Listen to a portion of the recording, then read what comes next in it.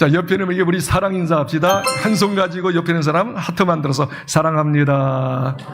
양손 이렇게 해가지고 또 사랑합니다. 손 올리시고 사랑합니다. 다시 한번 또 고백합니다. 환영합니다. 축복합니다. 아멘. 오늘 여러분 생애 가운데 가장 큰 은혜의 시간, 잊지 못하는 사건의 시간이 되게 될 줄 믿습니다. 또 행복이 넘치게 될 줄 믿습니다. 사람은 저마다 소원이 있습니다. 자, 10대 학생들의 소원이 뭘까요? 공부 잘하는 거, 진학이겠죠. 20대, 30대 소망이 뭐겠어요? 그 사람은 좋은 취업하시고, 좋은 직장 취업하고, 그 다음에 좋은 배우자 만나서 행복하게 사는 결혼이겠죠. 한 40대, 50대의 소원이 뭘까요?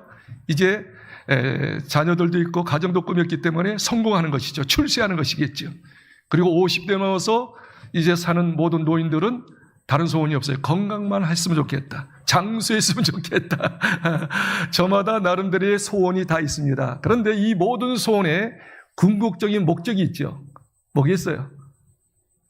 공부 잘하고 진학하고 취업하고 결혼하고 성공하고 출시하고 건강하고 장수하는 궁극적인 목적이 뭡니까? 행복입니다. 한번 따라할까요? 행복.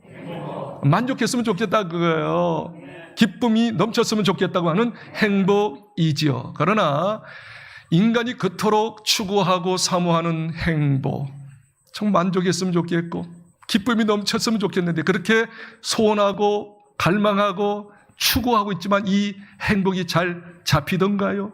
얻어지는 건가요? 그렇죠? 행복을 추구하면 추구할수록 왜 행복이 멀리 사라지는 것 같아? 도망가는 것 같아. 그래서 아주 심리학자 중에 아주 유명한 심리학자 나폴레옹 힐 박사가 있어요. 나폴레옹 힐 박사님이신데 그분이 현대인들을 바라보면서 7가지 두려움이 있다라고 설파한 적이 있어요. 첫 번째 두려움이 뭐냐면 바로 실패에 대한 두려움이 있다는 거예요. 우리가 살고 있는 이 세상에는 생존 경쟁의 시대예요. 치고 올라가야지만 살 수 있는 것이 아니겠어요? 그래서 실패하면 낙오자가 된다. 실패에 대한 두려움이 마음속에 있어요. 두 번째, 나폴레옹 힐 박사가 현대인들이 뭘 가지고 있는가 하니 가난에 대한 두려움이 있는 거예요. 가난에 대한 두려움. 지금은 물질 만능의 시대면 돈 없으면 아무것도 못할 것 같아. 그래서 돈 없고 가난하면 어떡하지? 가난에 대한 두려움이 있죠. 그 다음에 세 번째, 나폴레옹 힐 박사가 현대인들의 두려움은 세 번째 아주 중요한데 질병에 대한 두려움이 있다는 거예요. 왜 이렇게 요즘에 회개망측한 질병이 많은지, 불치병이 많은지, 그래서 머리가 좀 아프면 이게 고혈압이 아닌가 염려하고 있고, 또 심장이 박동이 좀 세게 내리쬐면 이게 심장병이 아닌가 염려하고 있고, 먹는데 소화가 안 되고 거북하면 이게 위암이 아닌가 염려가 되고 있고, 좀 피곤하고 나긋나면 간암이 아닌가 염려하고 있고, 푹 쑤시면 말이죠 이게 또 불치병이 아닌가. 이 질병에 대한 두려움이 현대인들 속에 있다 그 말이죠. 그 다음에 네 번째 현대인 속에 있는 것이 뭐냐면 노쇠 현상에 대한 두려움입니다. 노쇠 현상. 나이가 들면서 점점 약해지고 그리고 얼굴이 또 주름이 깊게 드리워지며 머리에 흰머리가 가득하는 자기 모습을 볼 때 초라해지는 거야. 나이 먹었구나.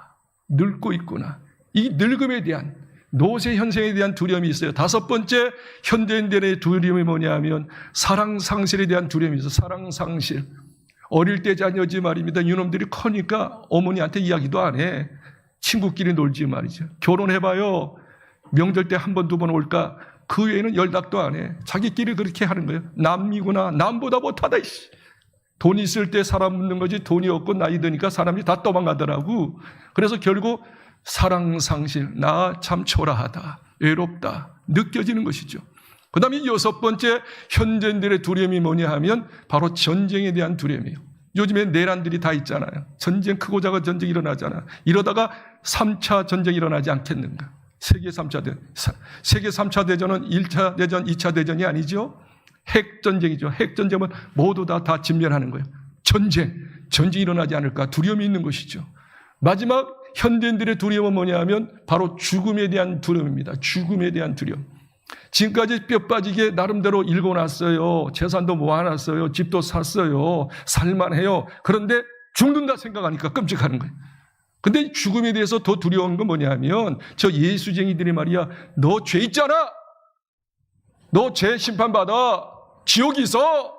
그걸 거부하려고 하는데 나이가 들면서 죽음이 가까우게 느껴지면서 그거에 대해서 소록소록 마음속에 새겨진다고 말이야. 그렇지, 내가 지금까지 살면서 좋은 일 못했고 온갖 죄를 졌는데 심판받지, 지옥까지. 그런 두려움 때문에 죽음이 더 힘든 거예요. 그래서 옛 선인들이 말씀하시기를 인생살이가 뭐냐 이야기할 때 이렇게 이야기합니다. 인생살이는 고해요.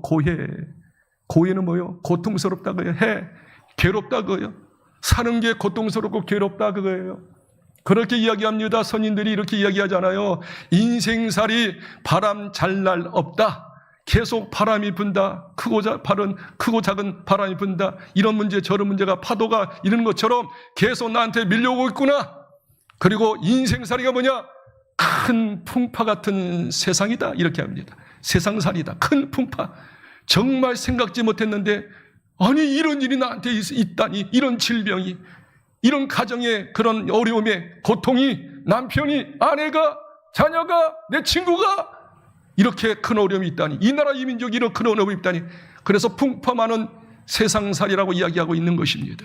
한마디 말해서 인생은 이렇게 이야기할 수 있어요.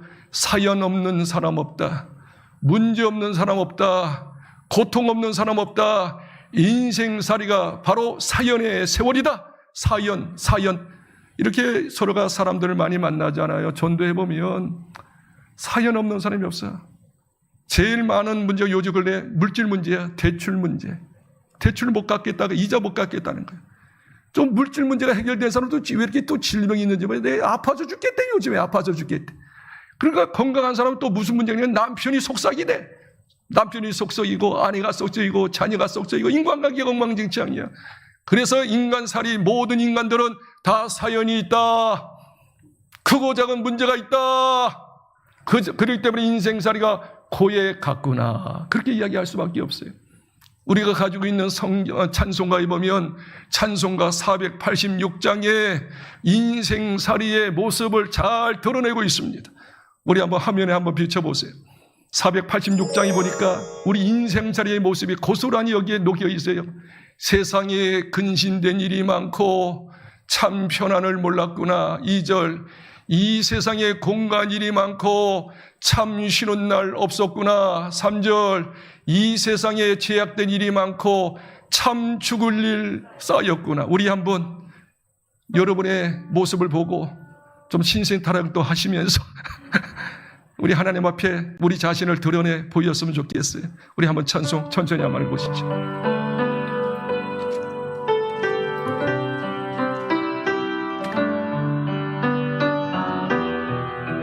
마이크 잡고 좀 해주면 더 좋은데.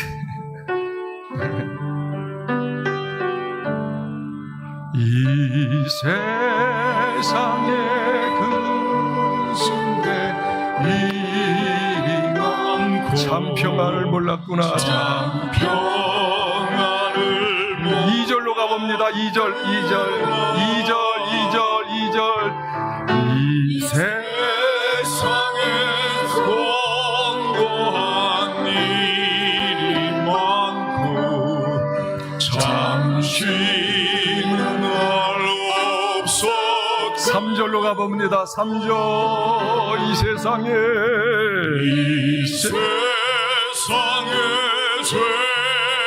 죄악된 일이 많고 참 죽을 일 쌓였구나. 그 다음 계속 이어서 찬양합니다.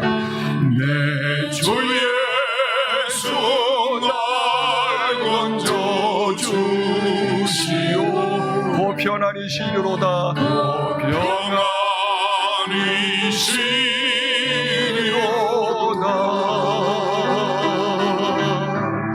주 예수의 권한의 은혜로다. 참 기쁘고 즐겁구나.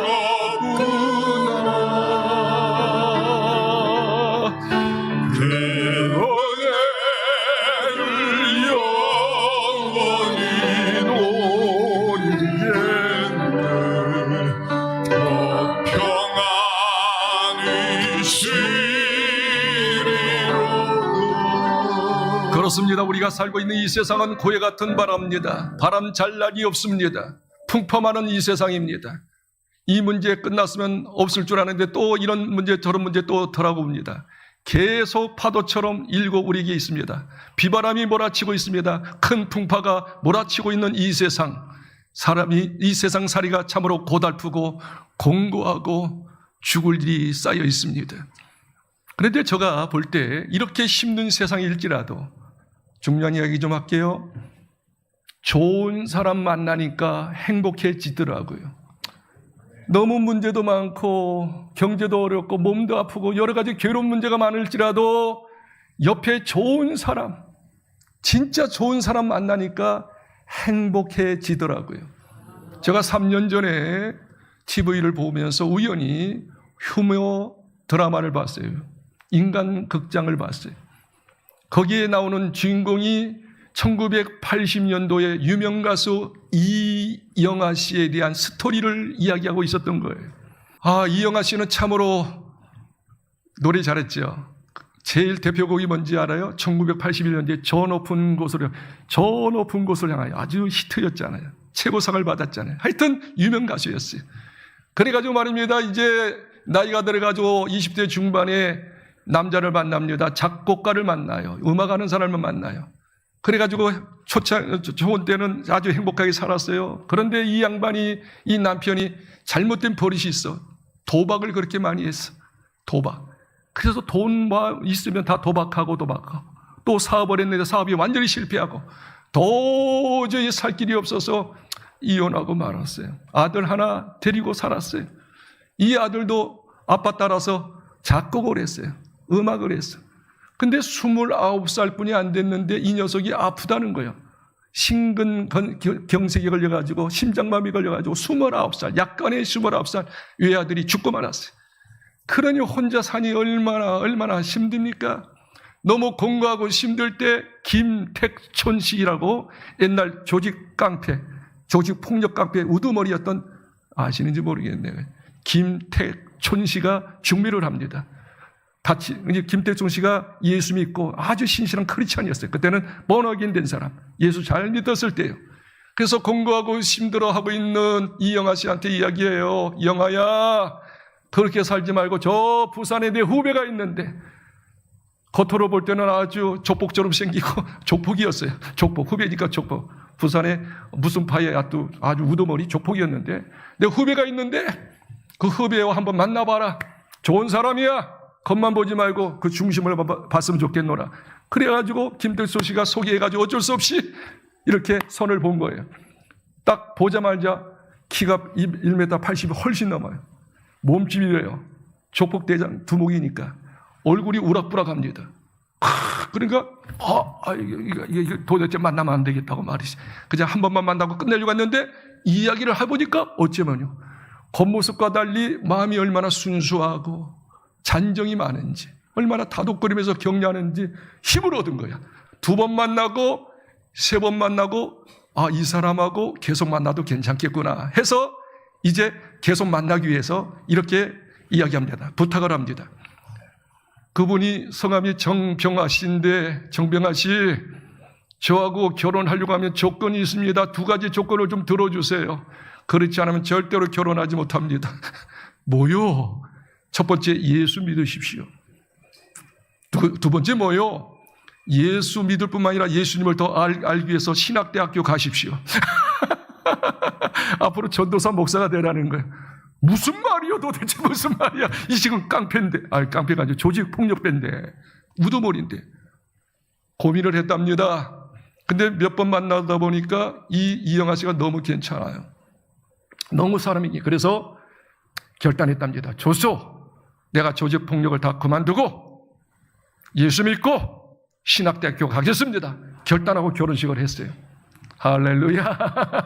그리고 행복하게 살았는데, 이제 결혼한 지 25년 은혼식이 있었어요. 2022년도 5월 21일 날, 지금부터 한 4년 전에 22년도 5월 20일 날 어떤 호텔에, 서울 호텔에서 은혼식을 했는데, 은혼식이 다 진행하면서 이제 이 정병아 씨가 이제 감사 인사를 하게 된 겁니다. 그래서 나와서 동치이래요. 얼굴이 부럭부럭 생긴 여전히 그 모습은 25년 결혼 생활 끝에 자기 고백을 하는 거예요.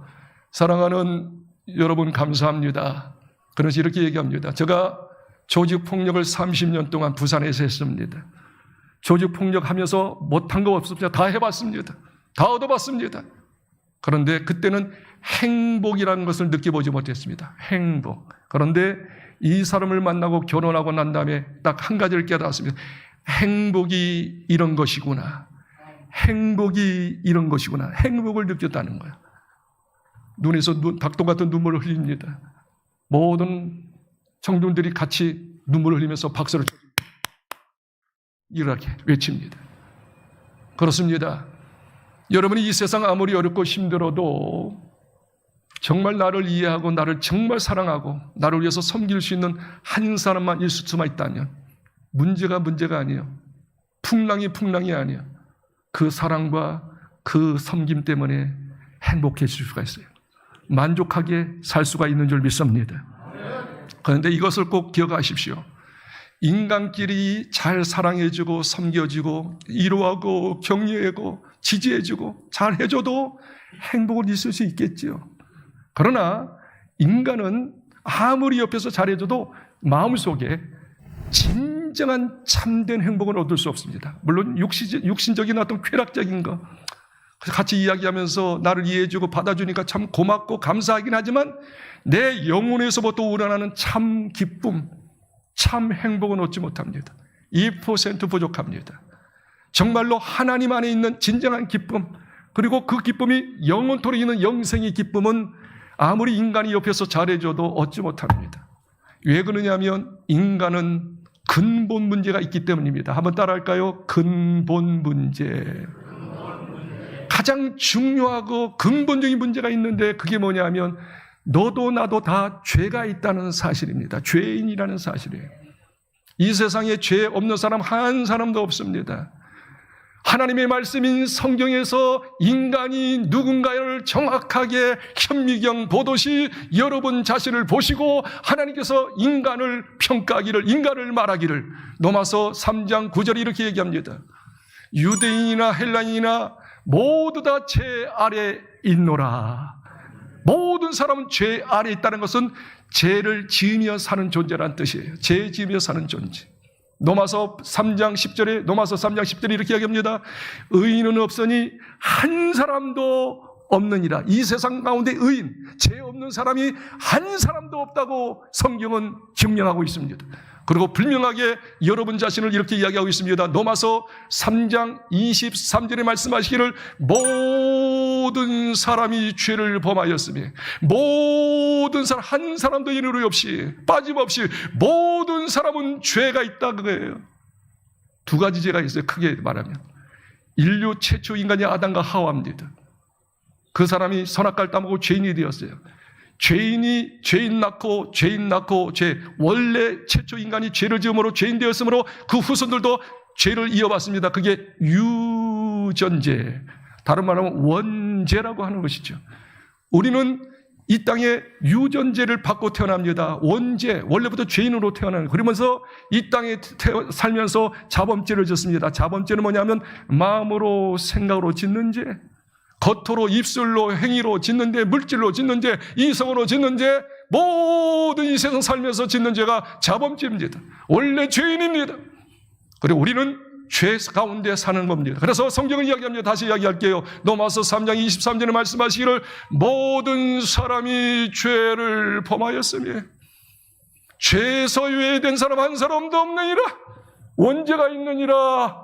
마음의 죄가 있느니라. 드러나는 죄가 있느니라. 알고도 짓고 모르고 짓는 죄가 많이 있느니라. 모든 사람이 죄를 범하였으며, 그 다음 말이 더 중요해요. 하나님의 영광에 이르지 못하더니, 하나님의 영광에 이르지 못하다고는 하나님께서 기뻐하지 않는다 그 말입니다. 그 말을 다른 말로 이렇게 이야기할 수 있어요. 모든 사람이 죄를 범했기 때문에 하나님께서 기뻐하실 뿐만 아니라 하나님의 참된 기쁨을 소유할 수 없느니라. 하나님 안에 있는 퍼펙트한 100% 온전한 참 기쁨이 있는데 하나님 안에 있는 그 기쁨, 영원한 영생의 기쁨을 인간들은 소유할 수 없느니라. 세상 거 다 가졌다 할지라도, 누린다 할지라도, 즐긴다 할지라도 그건 쾌락이고 순간적인 찰나의 행복이지, 진정한 행복, 속에서 우러나는 행복, 하나님이 주시는 행복, 계속되는 영생의 행복을 가질 수 없느니라. 무엇 때문에? 죄 때문이다, 그 말입니다. 여러분, 서울 좀 아십니까? 서울 서대문에 가면 냉천동이라고 하는 데가 있어요. 냉천동. 그 냉천동에 가면 유명한 학교가 있는데 감리교 신학대학교가 있어요. 아주 큰 대학이에요. 감리교 신학대학. 감리교 신학대학교 2층에 가면 거기 큰 휴게실이 있는데, 휴게실 앞에 크게 영어로 쓴 액자가 있습니다. 감리교 신학대학교 종합관 휴게실 그 안쪽에 큰 액자가 있는데 이렇게 붙어 있습니다. 뭐라고요? 써있는 거 아니? Holiness is happiness. Holiness라고 하는 것은 거룩입니다. 죄 없는 거룩. 거룩이 happiness, 행복할 수 있다. 죄 없는 곳에 진정한 행복이 있다라는 말입니다. 여러분, 경부고속도로를 타고 올라가다 보면 서울 톨게이트가 있죠. 서울 톨게이트를 딱 지나자마자 좌편으로 큰 교회가 하나 보입니다. 그 교회가 우리들 교회예요. 우리들. 김양재 목사, 여자 목사님인데 훌륭한 목사님. 그 교회의 그 예배당을 보면 항상 크게 현수막을 붙여놨어요. 가정의 행복은, 부부의 행복은 잘 먹고 마시고 출세하는 것이 아니라, 다시 이야기하겠어요? 가정의 행복은, 부부의 행복은 거룩입니다. 알 사람을 알더라. 이 엄청난 비밀을 어떻게 할까? 다시 이야기하겠어요. 진정한 가정의 행복, 부부의 행복은 거룩이다. 여러분, 정말로 가정이 행복하기를 원합니까? 부부가 행복하기를 원합니까? 죄가 있어서는 안 돼요. 죄가 있으면 찝찝합니다. 죄책으로. 성경은 이렇게 이야기합니다. 민수기 32장 23절에 너희 죄가 반드시 너희를 찾아낼 줄 알라. 성경은 분명하게 말씀하십니다. 확실하게 이야기합니다. 틀림없이 이야기합니다. 너희 죄가 반드시 너희를 찾아내게 하리라. 반드시 죄는 드러납니다. 그 죄진 사람은 자기만 알기 때문에 다른 사람에게 표현하지 않아도 속에 끙끙합니다. 죄졌지. 다시 이야기합니다. 아무리 옆에 있는 사람이 잘해주고 위로하고 격려하고 섬겨줄지라도 진정한 하나님의 기쁨, 영생의 기쁨을 얻지 못하는 이유가 뭔지 아십니까? 여러분 속에 근본적인 문제가 있기 때문이에요. 죄가 있기 때문입니다. 원죄가 있기 때문입니다. 알고 지은 죄, 모르고 지은 죄, 자범죄가 있기 때문입니다. 그 죄가 없어지기 전에는 세상 모든 걸 다 해봐도, 누려봐도, 얻어봐도 진정한 하나님의 기쁨, 하나님 안에 있는 기쁨을, 만족을, 행복을, 영생의 행복을 얻지 못합니다. 하나님께서는 인간들이 참으로 불행한 것을 바라고 진정한 행복 없이 허덕이면서 사는 것을 바라보면서 하늘에서 고민을 하셨어요.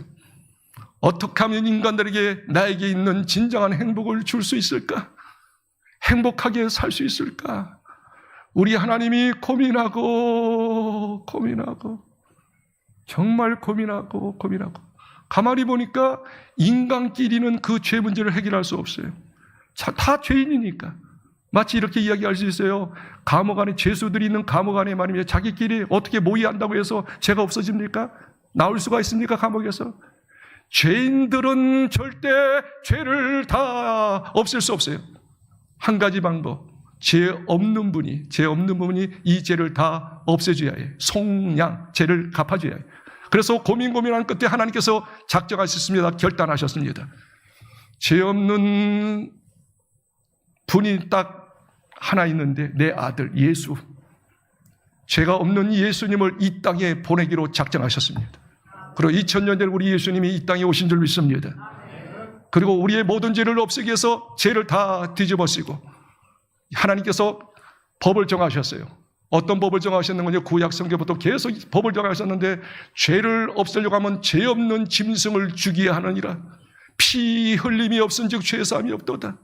인류의 죄를 다 없애기 위해서 죄 없는 그분이 양을 죽이고 소를 죽은 그 많은 것이 어디 있어? 인간들이 더 많은 것 같은데. 그래서 예수님이 죄가 없기 때문에 예수님 앞에 인류의 죄를 다 전가시킨 거예요. 보라! 예수님 향해서 이렇게 얘기합니다. 보라! 세상 죄를 지고 가는 하나님의 어린 양이도다. 세상의 모든 사람의 죄, 과거에 있는 사람, 현재에 있는 사람, 앞으로 미래에 살 사람, 모든 세상 사람이 이제 나에게 가지고 오너라. 그래서 예수님께서 모든 죄를 받으셔서 십자가에서 피 흘림이 없은 중 죄 사함이 없다라고 하나님께서 정하셨기에 십자가에서 피 흘리심으로 속량, 우리의 모든 죄를, 속량이라는 뜻은 뭐냐면 우리의 모든 죄를 갚아주셨다, 지불해 주셨다, 갚아주셨다, 끝장냈다. 그래서 십자가에서 피 흘리심으로, 십자가에서 예수님 달리실 때 엘레 라마 사막다니 어찌하여 나를 버리시나이까, 목마르다 하면서 지옥 형벌을 받으신 거, 죄값을 받으신 거예요. 그래서 십자가의 피 흘리심으로 말미암아 우리 죄가 다 속량된 줄 믿으시기 바랍니다. 예수님께서 이 땅에 오신 것은 다른 목적으로 오신 게 아니에요. 우리 죄 문제 해결하시고 참 기쁨, 하나님 안에 있는 기쁨을 주시기 위해서 오신 줄 믿으시기 바랍니다. 몇 절만 읽고 마치겠습니다.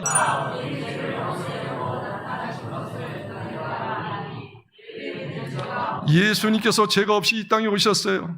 그리고 그분이 어떻게 해요? 오신 목적 딱 한 가지, 우리 죄를 다 없애려고. 성경은 더 분명하게 이렇게 이야기합니다. 요한일서 4장 10절 너무너무 중요한 말씀이에요. 마음속에 새겨야 합니다. 요한일서 4장 10절 같이 읽겠습니다. 시작.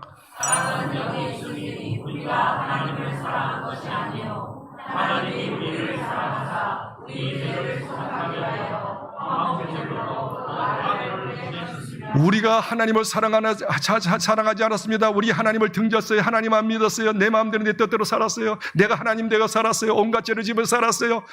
근데 그 죄 때문에 진정한 기쁨과 만족과 영생 복락을 못 누리는 걸 알고 주님께서 가슴 아파해서 예수님을 보내셨다고 이야기했잖아요. 사랑은 여기 있으니 우리가 하나님을 사랑한 게 아니고 하나님이 우리를 사랑하사 우리 죄를 속하게, 이게 중요해요. 우리 죄를 속하기 위해서, 우리 죄를 다 없애기 위해서 하목제물로 십자가에서 피 흘리심으로 죽게 하기 위해서 예수님을, 아들을 보내셨습니다. 한 절만 더 마치고 이제 정리했으면 좋겠어요. 모든 사람이 죄를 범하여 하나님의 영광이, 24절, 그리스도 예수 안에 있는 속량으로 말미암아 하나님의 은혜로 값없이 의롭다 하심을 얻은 자 되었느니라. 예수님께서 뭐 하셨다? 속량하셨다. 우리 죄를 다 지불하셨다. 우리 죄를 다 갚아주셨다.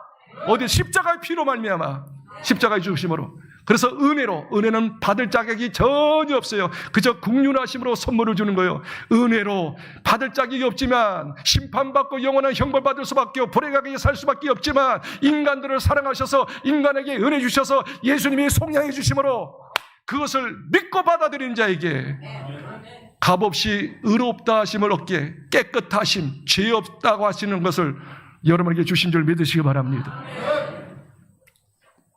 이렇게 결론 낼 수가 있어요. 그렇다면 예수님 안에 있는 진정한 기쁨, 하나님 안에 있는 진정한 기쁨을 어떻게 소유할 수 있는가? 바로 이건 믿음입니다. 믿음으로 선포해야 합니다. 성경은 사실입니다. 팩트입니다. 믿으면 여러분 것이 됩니다. 의심하면 그대로 그 걱정 속에 사는 거예요. 죄 속에 사는 거예요. 믿으면 내 거 되는 거예요. 안 믿으면 할 수 없어. 저도 할 수 없어. 그냥 저는 선포할 뿐이에요. 저는 믿기 때문에 얼굴이 이렇게 환한 거 아니겠어요? 여러분에게 죄송합니다. 자신만만하게 복음을 증거하는 거예요.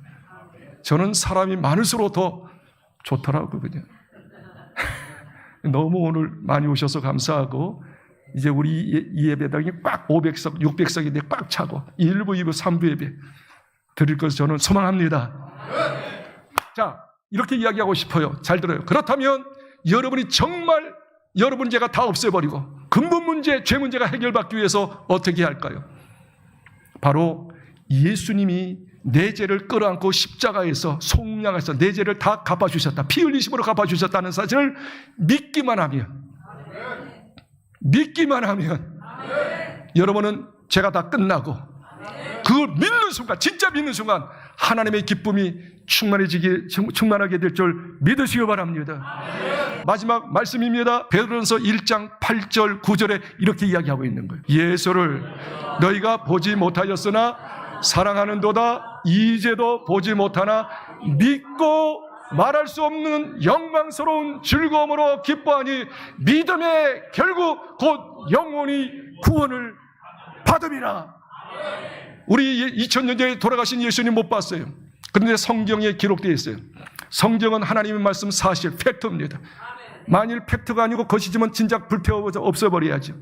지금까지 2000년 동안 이 성경이 보존된 것은 뭐냐면 우리에게 기쁜 소식을 주고 할렐루야 죄 용서하신 걸 가르쳐주고 예수님의 속량을 가르쳐주고 예수님의 속량을 믿는 자에게 어떻게 해요? 참된 기쁨, 참된 만족을 주기 위함임을 믿습니다. 그래서 다시 한번 읽어보세요. 베드로전서 1장 8절 9절 예사로운 말씀이 이런 말씀이 어디 있어요? 진짜 이 세상에 살면서 이 말씀 딱 붙잡으십시오. 가장 중요한 것은 뭐예요? 믿고 그래 믿으면 속량을 믿으면 예수님의 십자가에서 나의 모든 죄가 다 끝났다. 찝찝하게 생각하지 마시고 끝났다. 성경을 그대로 믿으면 사실이 내가 현실이 되는 거예요. 다시 읽어보세요. 다시 읽어봐요. 자 같이 읽어봅시다. 예수를 시작. 예수를 너희가 보지 못하였으나 사랑하는도다. 이제도 보지 못하는 그 다음 말이 뭐예요? 믿고 예수님의 속량을 믿고 예수님이 내 죄 때문에 죽으심을 믿고 내 죄가 다 끝난 걸 믿고 믿으면 죄가 없어졌으니까 죄가 없어졌으니까 여러분은 의인 되었어요. 하나님 자녀 되었어요.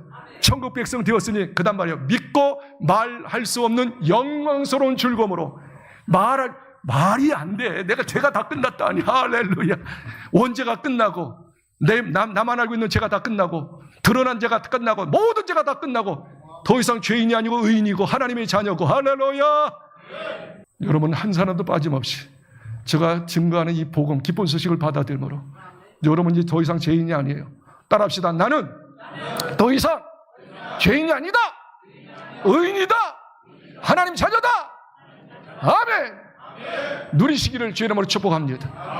요한복음 1장 12절에 말씀하시기를 영접하는 자 곧 그 예수님을 믿는 자 속량을 믿는 자에게는 하나님의 자녀가 되는 권세를 주셨느니라.